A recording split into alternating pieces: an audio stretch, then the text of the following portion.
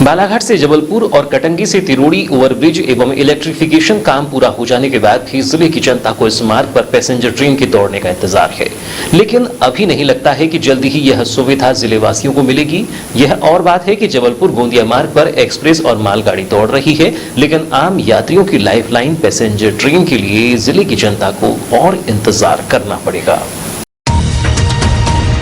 चूंकि सांसद जिले में रेल सुविधाओं के विस्तार को लेकर बेबस दिखाई दे रहे हैं, बालाघाट में पत्रकारों से चर्चा करते हुए उन्होंने बताया कि न जाने क्यों रेल विभाग अनुमति नहीं दे रहा है, जबकि जीएम और डीआरएम ने प्रस्ताव भी भेजा है, जिस कारण मुझे भी समझ में नहीं आ रहा है, जिससे लगता है कि वह जिले में रेल सुविधाओं के विस्तार को लेकर सांसद बेबस हैं। और प्रेस से चर्चा में उनकी बेबसी भी दिखाई दी जब उन्होंने रेल सुविधाओं के विस्तार को रेल विभाग के पाले में फेंक दिया।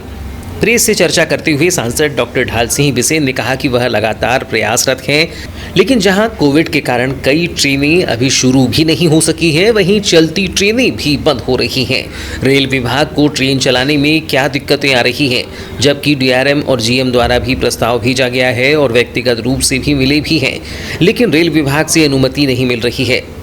भले ही कोई मुझे फेल कहे, लेकिन मेरे प्रयासों में कोई कमी नहीं है। संभवतः कोई तकनीकी समस्या आ रही है, लेकिन हमें जानकारी नहीं मिल रही है। हमें विश्वास है कि भविष्य में अच्छा होगा। इस पे मैंने लगातार प्रयास किया। मैंने बिफोर टाइम आपकी रेल का काम भी करा दिया, सिवनी का भी करा दिया, परंतु केवल मेरी अकेले की रेल का प्रॉब्लम का मामला नहीं है। ये लगभग अभी भी प्री कोविड आज भी देश में बहुत सारी ट्रेनें चालू नहीं हो पाई हैं। आप लगातार यदि लोकसभा में सांसदों को सुनते होंगे तो मिलेगा, बहुत सारी जगह है। और अभी आप लगातार देखते हो कि नई रेल गाड़ी तो चालू करना अलग बात हो जाती है, कई बार आप लगातार देख रहे हो कि चलती गाड़ियाँ भी बंद हो जा रही हैं। इसका मतलब कहीं ना कहीं रेल विभाग को अपने काम जिस गति से साथ उनको कराना है उसमें दिक्कत है। मैंने बालाघाट गोंदिया के लिए अनेक बार गया हूँ, व्यक्तिगत रूप से मिला हूँ। उन सबके बावजूद भी रेलवे वो हमने यहाँ से हमारे डीआरएम ने और जीएम ने पूरा प्रपोजल बना के भेज दिया और उसको रेल विभाग अभी अनुमति नहीं कर पा रहा है। कारण पूछने भी हमारे पास जानकारी भी नहीं निकल के आ पा रही है। और मुझे उस समय लग रहा था कि संभवतः शायद ये पूरा 100% इलेक्ट्रिफिकेशन होगा तो शायद उसी के हिसाब से सारी गाड़ियों का शेड्यूल बनेगा। अभी हमने देखी सिवनी का भी तय कराया था, आखिर क्या निकल के आया, केवल गोंदिया से छिंदवाड़ा से नैनपुर तो एकदम डायरेक्ट ट्रेन है। अब मैंने कहा कि साहब केवल इसको आप कर दो, गोंदिया वाली को जबलपुर, जबलपुर वाली गोंदिया, ये भी लिखा है। पर अब ये आप कहोगे कि मेरे जैसा व्यक्ति यदि फेल है, आप यदि भाषा में कहूँ मैं, तो मेरे प्रयास में कहीं कोई कमी नहीं। पर मैं समझ रहा हूँ कि संभवतः रेल विभाग को भी कोई टेक्निकल प्रॉब्लम है जो हमें जानकारी नहीं दे रहा है, तो उसके कारण ही होगा। पर जिस दिन भी होगा वो बहुत जल्द अच्छा होगा, मैं इतना विश्वास। उन्होंने कहा कि सरेखा ओवरब्रिज के लिए 2 टेंडर लगे हैं, जिसमें एक भारत सरकार और दूसरा प्रदेश सरकार का है।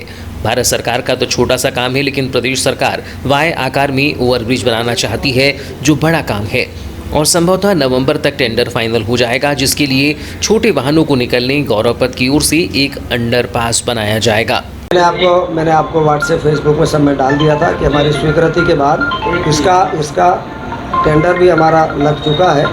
और नहीं, टेंडर को तो भी ओपन होने के टाइम नवंबर तक उसका सारा फाइनल होगा सब। और दोनों टेंडर लग गए हैं, भारत सरकार का भी और स्टेट गवर्नमेंट का भी।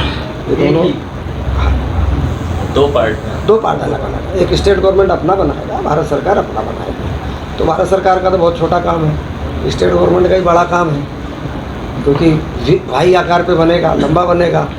तो इसलिए आपको परेशानी ना जाए तो मैंने एक अतिरिक्त रूप से 100 फीट आगे आपके कौन सा मार्ग कहलाता है आपका, गौरव पथ पे जोड़ने वाला है, ताकि अंडरपास एक बन जाए तो छोटी गाड़ियाँ निकल सके। उस टेंडर में उसको भी स्वीकृत कर दिया, जो उस समय नहीं था उसको एक्स्ट्रा जोड़ करके और कर दिया इसको। बठेड़ा चौकी साइड परेशानी भी बहुत बड़ी, एक तो आपने करा दिया, लेकिन ज़्यादा परेशानी की यदि बात की देखिए, अब आपको ही बता दूँ कि अब जो तय किया है उसमें आने वाले समय में केवल चीफ इंजीनियर यहाँ से जो मध्य प्रदेश सरकार ने जो तय किया है उसमें, चाहे वो गर्रा वाला हो, चाहे भटेरा वाला हो, चाहे बैयर वाला हो, चाहे वारासिवनी का, ये 5 पुलों को मध्य प्रदेश सरकार ने स्वीकृत कर दिया। जहाँ पर NH का आएगा वहाँ NH अपना ऐप बनाएगा।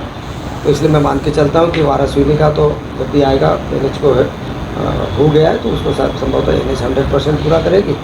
और यहाँ के अंदर के जो हैं इनके, तो मेरी चर्चा जो मैं लगातार अधिकारियों के साथ जब भी टाइम मिलता है भोपाल जाता हूँ, तो हमारे जो सारे अधिकारियों का है कि सब जितने जल्दी बन के इनके प्रपोजल उनको चीफ इंजीनियर ब्रिज के यहाँ से आते जाएंगे, हम इनको अनुमति देते चले जाएंगे। तो उन्होंने एक टारगेट फिक्स किया है कि मार्च तक हम सभी एस्टिमेट मध्य प्रदेश सरकार उनको सबमिट कर देगी।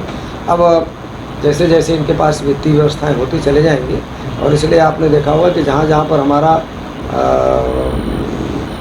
क्या कहेंगे स्टोरेज नहीं रेलवे क्रॉसिंग है, CR क्या रेलवे क्रॉसिंग कहते हैं, जहाँ जहाँ रेलवे क्रॉसिंग है उस सबके ऊपर पुल का सरकार ने तय कर दिया। और ब्रिज योजना के अंतर्गत, सेतु बंद योजना के अंतर्गत इन सबकी स्वीकृति होगी। एक नया विषय ही अलग कर दिया, क्योंकि पूरे प्रदेश भर में दिक्कत थी, तो सेतु बंद के नाम से इनको राशि मिलते चली जाएगी, उसमें देंगे। भारत सरकार इसमें भरपूर मदद करेगी। उन्होंने बताया कि प्रदेश सरकार ने बैहर रोड, भटेरा, गर्रा और वारासिवनी में ओवरब्रिज को स्वीकृत कर दिया है। जहां NH का होगा वहां NH बनाएंगे। उन्होंने कहा कि वह व्यक्तिगत तौर से जब भी भोपाल जाते हैं तो अधिकारियों से चर्चा करते हैं, जिनके माध्यम से ही पता चला कि मार्च तक री एस्टीमेट बना दिया जाएगा, जिसे बाद में वित्तीय व्यवस्था के तहत कार्य किए जाएंगे। सांसद बिसेन ने कहा कि जहां जहां भी रेलवे क्रॉसिंग है वहां पुल बनाए जाएंगे, जिसके लिए भारत सरकार द्वारा सेतुबंद योजना प्रारंभ की गई है, जिसका अलग ही विभाग है, जिससे ही राशि पुल के लिए भविष्य में मिलेगी।